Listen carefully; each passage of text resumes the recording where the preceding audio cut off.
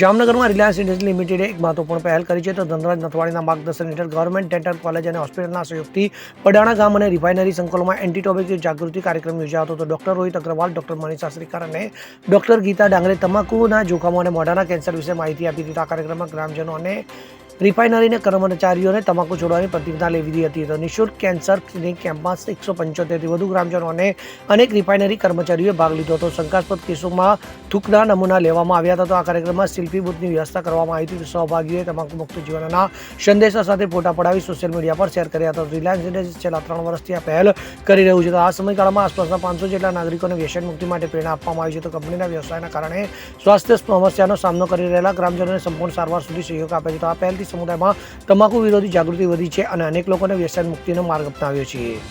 Bureau report CN24 news. હવે જુઓ દેશ દુનિયાની તમામ ખબરો તમારી આંગળીના ટેરવે.